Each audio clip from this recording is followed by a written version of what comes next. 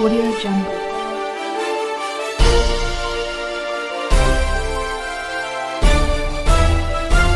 Audio Jungle.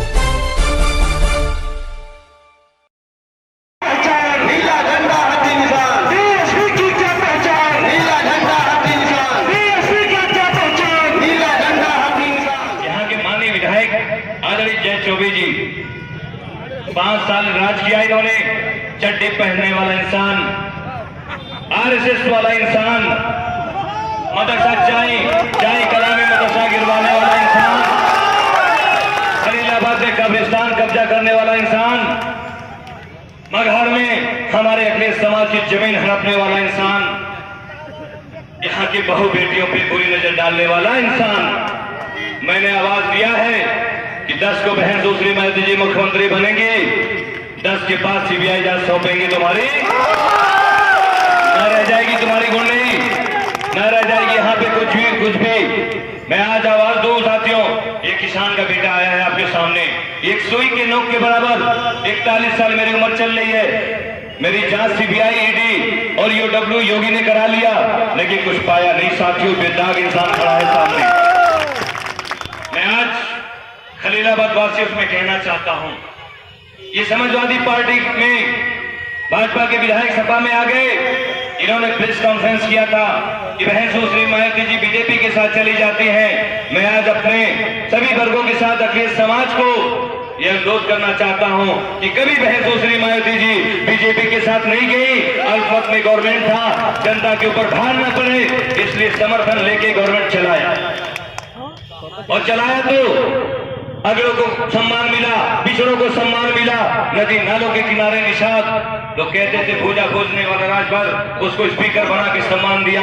यहाँ तक कि नाव बिरादरी को भी माननीय रामचंद्र प्रधान जी को एमएलसी और मिनिस्टर बनाया। अखिलेश समाज को, मैं अपने समाज को बताना चाहता हूँ, 1 लाख गुना बहन सुश्री मायावती जी अच्छी हैं। ये गुंडों की सरकार, समाजवादी पार्टी की पूरी महकमा ये कहती है कि मायावती जी बीजेपी के साथ चली जाती हैं। इनसे बता दीजिएगा कि जब जब सरकार बनी है, परिंदा पर नहीं मार पाया है बहन सुश्री मायावती जी के जमाने में। ये बताइएगा कि अखिलेश समाज में खरोच नहीं आने पाया है। ये बताइएगा कि अल्पसंख्यक विभाग रिफॉर्म करके दिया है। ये बताइएगा उर्दू अरबी यूनिवर्सिटी दिया है। ये बताइएगा हज हाउस बनाया है। ये बताइएगा देश का सबसे कद्दावर मंत्री माननीय नसीमुद्दीन सिद्दीकी को जो है बना के अखिलेश समाज को सम्मान देने का काम किया है। लेकिन समाजवादी पार्टी से भी पूछिएगा, जब आदरणीय अखिलेश यादव की सरकार बनी थी तो सामने मुजफ्फरनगर में 22,000 अखिलेश समाज के लोग मारे गए और घर छोड़ के भागे।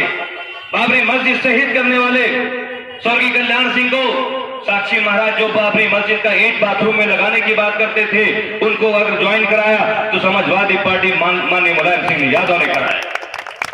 उससे पूछिएगा कि 2019 में मोदी जी को शुभकामना दिया था प्रधानमंत्री बनने का, उनसे पूछिएगा हिंदू वाहिनी के अध्यक्ष सुनील सिंह को, जो दाढ़ी नोचने का, कब्र सीमा बहनों को निकालने के बाद हाथों से कुरान शरीफ जलाया हुआ इंसान को समाजवादी पार्टी के बैनर के नीचे उतारा गया खलीलाबाद में। मैं आफ्ताब आलम हूं, कम से कम मैं कुरान के खिलाफ तो नहीं जाऊंगा। ये संदेश सुन लीजिए मेरे अपने लोग, कब तक इनमें भ्रमित होइएगा। आज मेरी काफिला आ रही थी, बागनगर के चौकी इंचार्ज ने मेरी गाड़ी 1 घंटे तक रोका था। जब बर्दाश्त नहीं हुआ तो हम लोगों ने भी गाड़ी बढ़ाया। पता है क्यों रोका था? मैंने पूछा चौकी इंचार्ज साहब, जब एक काफिला चली गई तो हमको जाने क्यों नहीं दिया? तो गर्म हो रहा था। मैंने कहा नरम हो जाओगे 10 के बाद, गर्म मत हो। फिर मैंने जब पता किया तो आदरणीय सूरत यादव जी का काफिला था। पता चला चौकी इंचार्ज भी जो है यादव थे, इसीलिए जो है उनके सम्मान में वो कसीदे गुज रहे थे। एक काम भाजपा सपा बता दे कि अपने 10 सालों में अगर कोई एक बिल्डिंग खड़ी किया हो तो आफ्ताब आलम अपनी बात वापस ले रहे। यही तो किया है। जय चौबे जी भाजपा में थे, मलाई काट के सपा में आ गए। भाषण देने नहीं आता, काम पर वोट मांगने नहीं आता, बोलते हैं कि मैंने ब्लॉक प्रमुख बनाया और जिला पंचायत अध्यक्ष। अरे तुमने लूट करने के लिए बनाया यहाँ पे, क्योंकि सिमरिया का जो ब्लॉक प्रमुख प्रतिनिधि है बहुत गंदा इंसान है। हमने आपका नमक खाया है, मैं जिंदगी में कभी गद्दारी जारी नहीं कर सकता। बस एक वादा करके जा रहा हूं, बहन जी मुख्यमंत्री बनेंगी तो जेल की सलाखों के पीछे होगा वो। बहन जी मुख्यमंत्री बनेंगी, ये ब्लॉक और अध्यक्ष पद ये दोनों जो है कहीं न कहीं रह नहीं जाएगा। मेरे अपने लोग, मैं आपको जो है रोजी रोजगार से जोड़ने आया हूं। मेरे अपने लोग जो 10 साल पहले बहन जी ने यहाँ पे जिला बनाया, मुलायम सिंह ने रुकवाने की जो है PIL दाखिल कराया था कोर्ट में, आपने ये भी सुना होगा। मेरे अपने लोग, आप मोबाइल का जमाना है, हाथों में मोबाइल है। ऐसे चरने खाने वालों को कहिए कि धंधा पानी करें। जब लीडर होगा, ठेकेदार होगा तो विधानसभा बैठ जाएगा, लीडर होगा तो असेंबली में बुलंद आवाज खलीलाबाद की होगी। साथियों, मैं आपके सामने वोट मांगने आया हूं। मेरा आप इतिहास का हाल लीजिएगा। मैं पिपराइच से लड़ा, ऐसा नहीं कि मैं पिपराइच लड़ा, डोमरियागंज लड़ा। पिपराइच लड़ा तो साथियों वहां पे मुख्यमंत्री योगी लड़े सामने, 6000 से हारा। फिर हमारी नेता का आदेश हुआ, पार्लियामेंट और इंटरनेशनल इलेक्शन होता है, कैसे जो है हेमा मालिनी लड़ती है मथुरा से, कैसे जो है तमाम हीरो हीरोइन लड़ते हैं। तो आप तवालम अगर डोमरियागंज से लड़ा तो कौन सी बुराई है।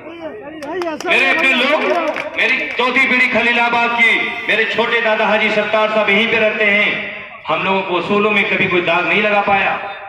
मैं आज आपको बता दूं कि मैं बहन सुश्री मायावती जी का 21 साल में आशीर्वाद से जीता हूं कि मैंने कभी कुछ कहा तो उन्होंने नहीं कहा किया।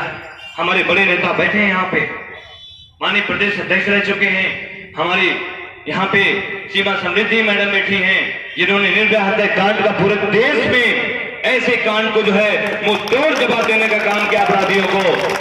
ऐसे शख्सियत है यहाँ पे, ऐसे शख्सियत नहीं है कि जो कुरान शरीफ जलाए हो उसको अखिलेश यादव यहाँ पे ला दें।